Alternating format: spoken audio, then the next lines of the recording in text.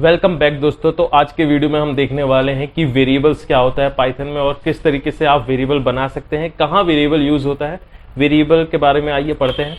दोस्तों वेरिएबल बिल्कुल वैसा ही है जैसे आप बचपन से पढ़ते आए हो। देखिए बिल्कुल सरल तरीके से आपको बताने की कोशिश करूंगा।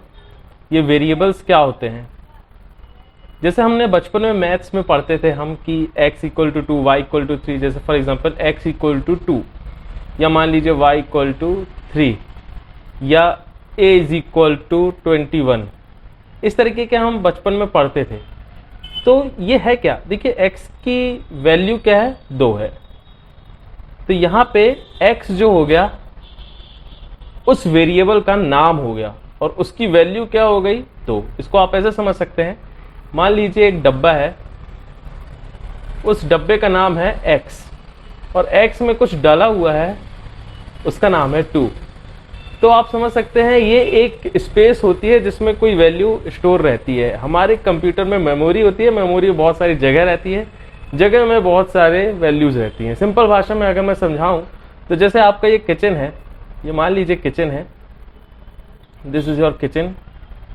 हमारे किचन में अलग अलग डब्बे रहते हैं, जैसे हल्दी का डब्बा होगा, मिर्ची का डब्बा होगा, हर चीज़ के अलग अलग डब्बे रहते हैं। तो हल्दी के अंदर हल्दी है, मिर्ची के अंदर मिर्ची है। मान लीजिए हल्दी का डब्बा के अंदर की जो हल्दी है वो ख़त्म हो गई, तो मम्मी ने या आपने उसकी जगह कुछ और रख दिया। तो सेम चीज़ वेरिएबल के साथ होता है। मान लीजिए x इक्वल टू 2 है अभी, तो अगर मैंने x इक्वल टू 3 कर दिया तो पहले इसके अंदर 2 था, अब इसके अंदर क्या हो गया, 3। तो वेरिएबल एक ऐसा नाम होता है जिसके अंदर आप कुछ वैल्यू स्टोर करते हैं और वो वैल्यू को आप चेंज भी कर सकते हैं। आप उस वैल्यू को चेंज भी कर सकते हैं, ये इंपॉर्टेंट है, आप उस वैल्यू को चेंज कर सकते हैं।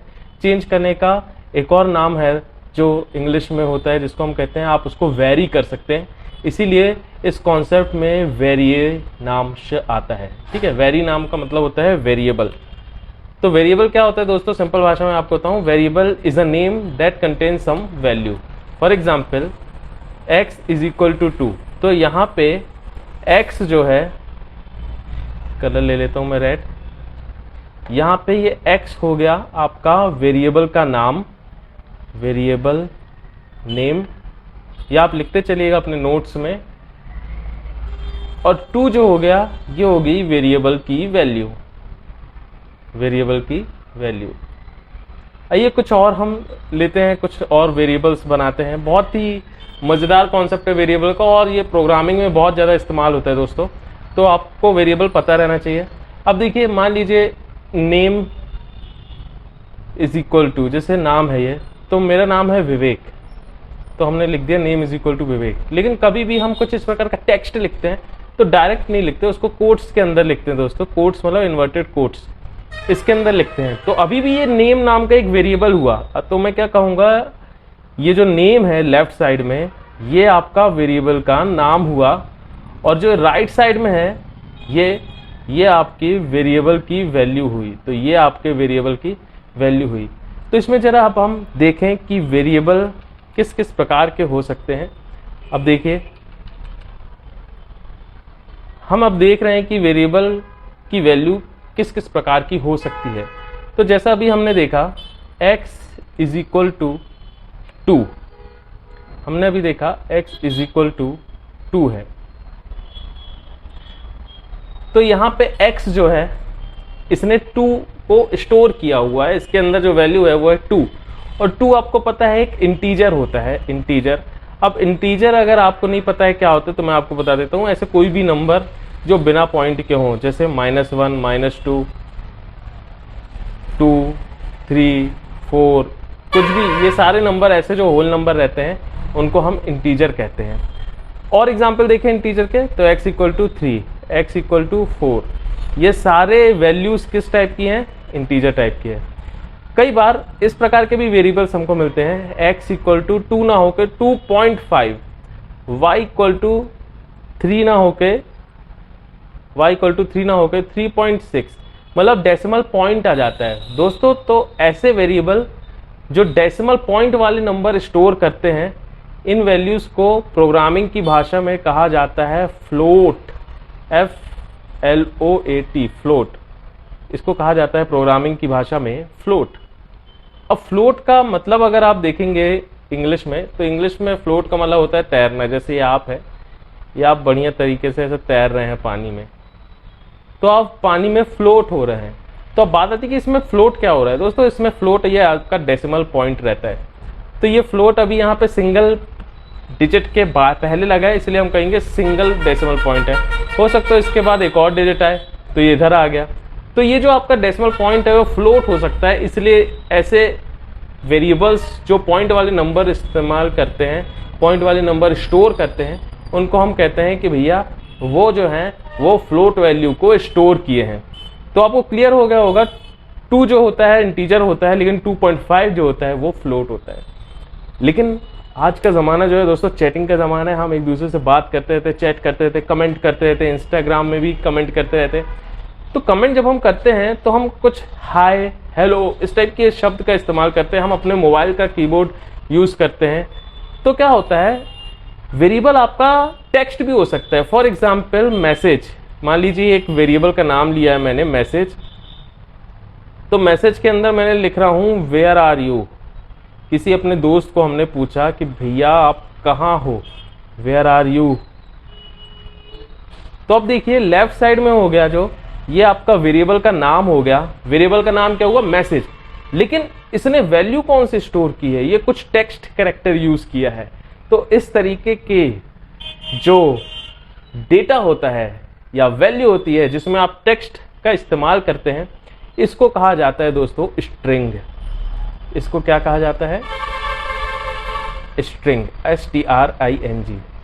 अब स्ट्रिंग का अगर आप इंग्लिश में डिक्शनरी में मीनिंग देखेंगे तो क्या होता है, मैं आपको बता देता हूँ। थोड़ी सी हम जगह खाली कर लें, ये फ्लोट भाई साहब को हटा देते हैं यहाँ से। अब हम स्ट्रिंग की बात कर रहे हैं तो स्ट्रिंग की बात करें।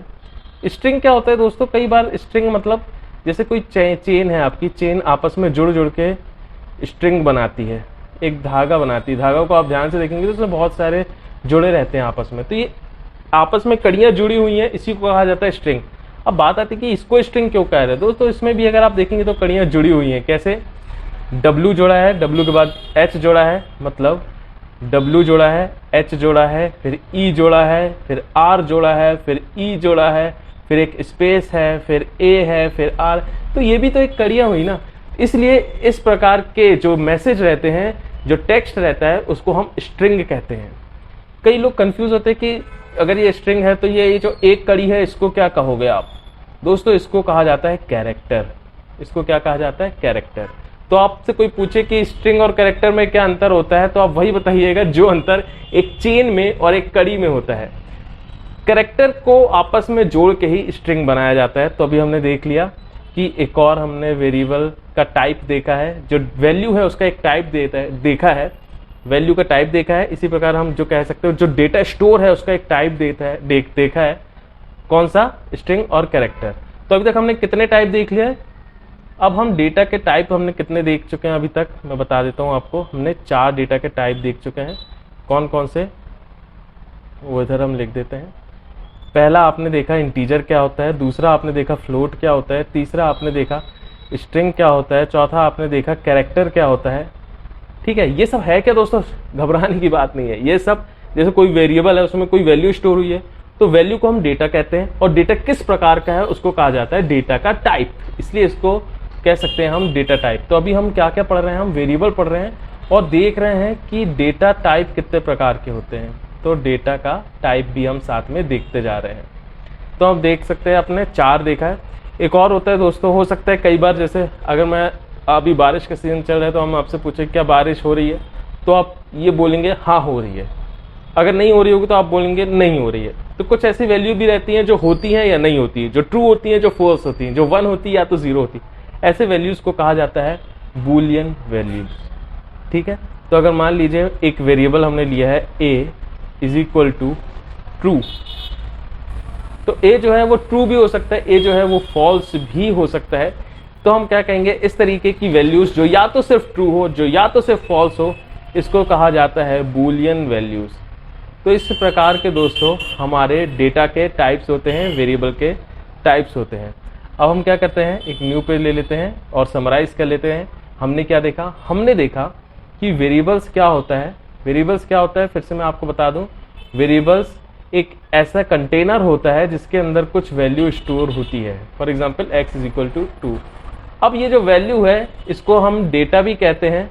तो डेटा आपके बहुत प्रकार के हो सकते हैं। तो कितने प्रकार के डेटा हो सकते हैं, इसे कहा जाता है डेटा टाइप्स। तो हमने कौन कौन से डेटा टाइप्स देखे, सबसे पहले हमने देखा इंटीजर। तो आपकी जो वैल्यू है वो इंटीजर हो सकती है। सेकेंड, आपकी वैल्यू जो है वो फ्लोट हो सकती है। एग्जाम्पल भी यहाँ लिखते चलता हूँ, 2, 3। फ्लोट के एग्जाम्पल 2.5, 3.2। तीसरा, स्ट्रिंग हो सकती है। स्ट्रिंग को हम क्या कहते हैं, जैसे हेलो, ये एक स्ट्रिंग हो गई।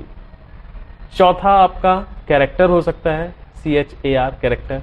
कैरेक्टर को हम कैसे रिप्रेजेंट कर रहे हैं, C या तो A, इस तरीके से एक कैरेक्टर को कैरेक्टर कहते हैं। पांचवा हमने देखा कि बूलियन होता है। बूलियन क्या हो सकता है आपका, ट्रू हो सकता है, फॉल्स हो सकता है, इस तरीके के होते हैं दोस्तों। तो ये चीज़ पाइथन में हम कैसे बनाएंगे वेरिएबल, आइए उसको देखते हैं। तो मैं यहाँ से जल्दी से हम आइडियली ओपन कर लेते हैं। तो यहाँ पे हम सर्च बार में लिखते हैं आइडियली। ये हमारा आइडियली ओपन हो रहा है दोस्तों।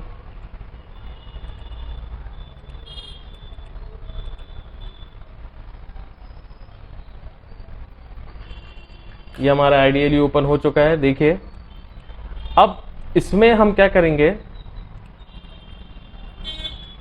इसमें हम देखेंगे कि वेरिएबल कैसे बनाते हैं। तो एक वेरिएबल मैं बनाया हूं a is equal to 2, enter, बन गया वेरिएबल। अब ये देखना है कि ये इसका टाइप क्या है। ये जो वेरिएबल है इसका कुछ ना कुछ टाइप होगा। टाइप मतलब उसने किस टाइप की वैल्यू स्टोर किया है, या तो इंटीजर, फ्लोट, स्ट्रिंग, क्या स्टोर किया भाई उसने। ये चेक करने के लिए पाइथन में टाइप फंक्शन का इस्तेमाल किया जाता है दोस्तों। तो टाइप के अंदर आप जो भी वेरिएबल का नाम देंगे उससे उसका टाइप पता चल जाएगा। फॉर एग्जाम्पल मुझे यहाँ पे a नाम के वेरिएबल का टाइप पता करना है। तो मैं लिखूंगा टाइप ऑफ, ब्रैकेट के अंदर, गलत हो गया, तो मैं यहाँ लिखूंगा टाइप ऑफ, ब्रैकेट के अंदर मुझे टाइप बताओ, किसका टाइप बताओ, a का। तो मैं यहाँ टाइप ऑफ a, ये लिखने के बाद मैं इसको एग्जीक्यूट करूंगा। तो देखिए ये बता रहा है कि भाई साहब a जो है वो इंटीजर टाइप की वैल्यू को स्टोर किया है। चलो अब दूसरा वेरिएबल बनाते हैं, b इज इक्वल टू 3.6। ये वेरिएबल हमने बना दिया, एंटर कर दिया, एग्जीक्यूट हो गया।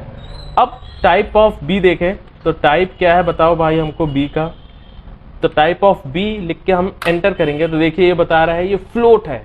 चलिए तीसरे टाइप का वेरिएबल बनाते हैं, c इज इक्वल टू, यहाँ मैं कुछ लिख देता हूँ, यहाँ लिख देता हूँ हेलो।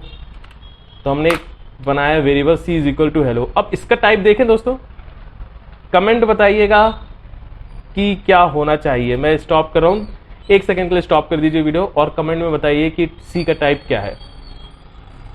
ठीक है दोस्तों, एग्जीक्यूट करते कमांड, देखते हैं आंसर क्या है। जी हाँ, str का मतलब होता है स्ट्रिंग। आइए अगला वेरिएबल बनाते हैं, d is equal to true. True is not defined, ठीक है। t इज इक्वल टू, इसके अंदर हम ट्रू ले, जी हाँ ऐसे ले लिया। तो ऐसे लेने के बाद भी अभी क्या होगा दोस्तों, कंफ्यूज मत होना, ये भी आपका स्ट्रिंग ही है। क्यों? क्योंकि वो ट्रू को एज अ स्ट्रिंग कंसीडर कर रहा है। तो type of true, sorry type of D string. तो ट्रू क्यों नहीं ले रहा है वो हम देख लेते हैं। तो डी इज इक्वल टू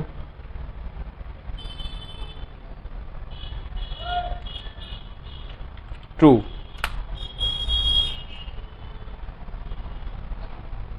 तो देखिए एरर आता है दोस्तों, कभी भी इस प्रकार का अगर एरर आए तो वो आप पढ़िएगा। ये इसमें देखिए क्या बोल रहा है, ट्रू आपको स्मॉल नहीं लिखना है, ट्रू में आपका ट्रू कैपिटल होना चाहिए अगर आप बूलियन इस्तेमाल कर रहे हैं। ठीक है, जो गलती होती है उससे आपको सीखना है। तो अब मैं d is equal to true लिखूंगा। जी हाँ, d is equal to true ले लिया। अब जल्दी से कमेंट करके बताइए कि क्या होगा इसका टाइप। तो मैं टाइप ऑफ d देखूं, जी हाँ दोस्तों, BOOL, बूल का मतलब होता है बूलियन।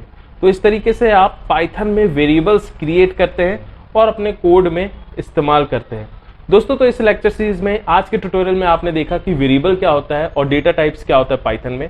पाइथन में एक चीज, आप अगर दूसरे बैकग्राउंड से आ रहे हैं, आप सी से आ रहे हैं, C++ से आ रहे हैं, जावा से आ रहे हैं, तो बाकियों में हम जब वेरिएबल डिफाइन करते हैं, डिक्लेयर करते हैं, तो उसके आगे लिखते हैं int a is equal to 2। लेकिन पाइथन एक इजी लैंग्वेज है, इसके आगे आपको मेंशन नहीं करना होता है कि इंटीजर स्टोर करना है या फ्लोट स्टोर करना है या स्ट्रिंग स्टोर करना है, यहाँ सीधे आपको स्टोर कर देना होता है। ये देखिए, जैसे हमने यहाँ पे लिखा b इज इक्वल टू 3.6, वो अपने आप समझ गया कि फ्लोट है। लेकिन अगर यहीं पे सी प्रोग्रामिंग लैंग्वेज होती तो हमको लिखना पड़ता float b is equal to 3.6। इसलिए दोस्तों पाइथन आसान है, क्योंकि इसमें इस प्रकार की बहुत छोटी छोटी चीज़ों को संभाला गया है। आपको नहीं लिखना है, डेटा टाइप मेंशन नहीं करना है, Python by default data type ले लेता है। दोस्तों वीडियो अगर पसंद आया हो तो कमेंट, शेयर और लाइक ज़रूर करिएगा। नेक्स्ट वीडियो में मिलते हैं। Have a great day ahead.